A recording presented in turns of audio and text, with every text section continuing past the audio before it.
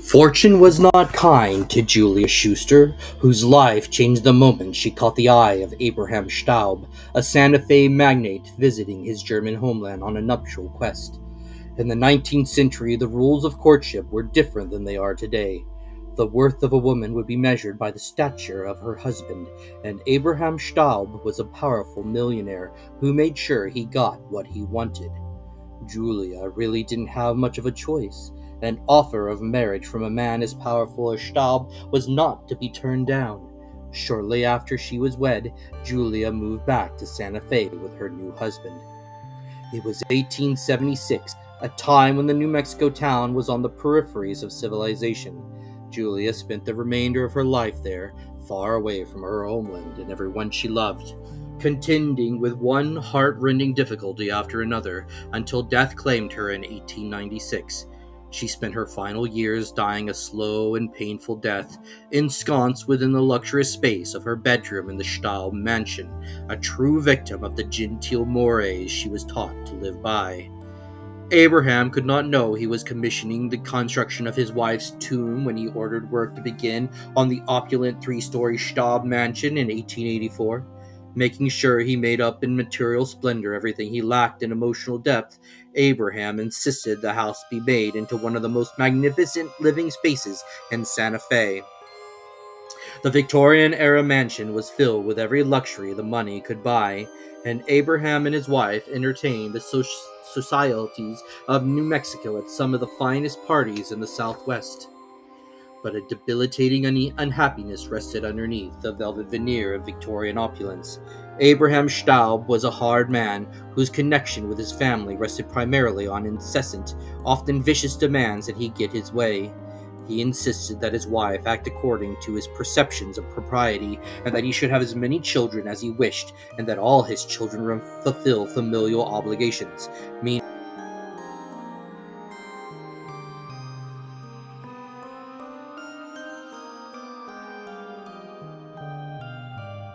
Spent decades of ceaseless work, expected to maintain an image of upper-class gentility. Julia learned to keep her complaints to herself, languishing in her own loneliness until a deep sadness settled on her soul. Yet it was after one of her sons died in infancy that something inside Julia snapped. Not long after that, she fell victim to what history describes as a dreadful accident, emerging with an unnamed physical disability that kept her confined to her bedroom. An invalid for the rest of her life, she spent the remainder of her days festering in an ugly depression, seen by none, not even her husband, until she died in 1896.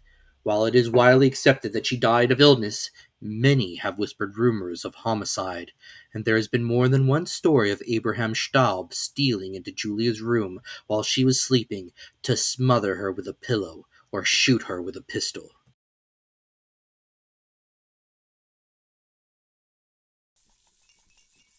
Many state that such rumors grew from the imaginations of those community members who tend to assume the worst, that Abraham Staub went through great pains to assure his wife got the best medical treatment and would have never committed such an act. Whatever the case, as meek as Julia Staub was when she was alive, suffering so many years of physical and emotional pain in stoic silence, subsequent events at the Staub mansion suggest that she has not crossed over to the afterlife with the same docility.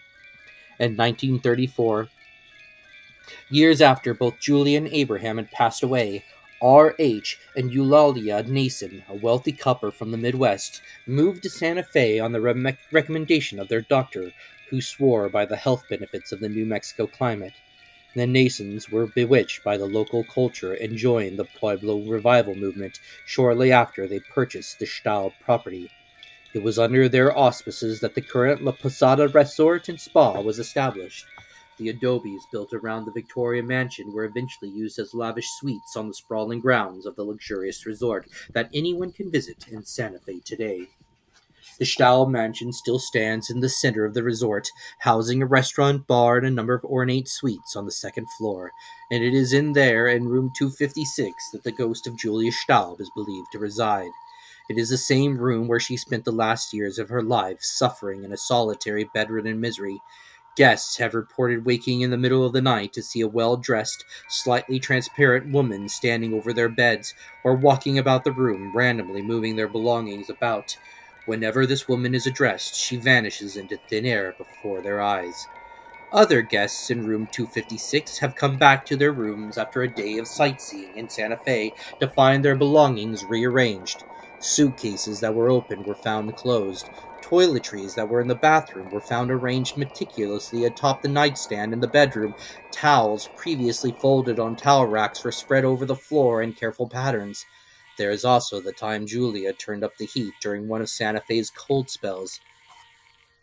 It happened one evening when the temperatures in Santa Fe had suddenly and unexpectedly dropped, leaving the residents in La Posada shivering in their rooms. The story goes that the only person who had the key to operate the thermostat had gone fishing, and the clerk at the front desk was being flooded with calls about the cold in the rooms.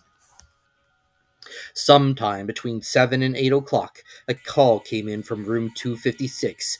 A woman with a thick German accent told the clerk what he had already heard a dozen times that evening, except for adding to the statement that her guests were all half frozen. When he answered, the best he could do was provide some blankets and hot beverages until the maintenance man with a thermostat key arrived.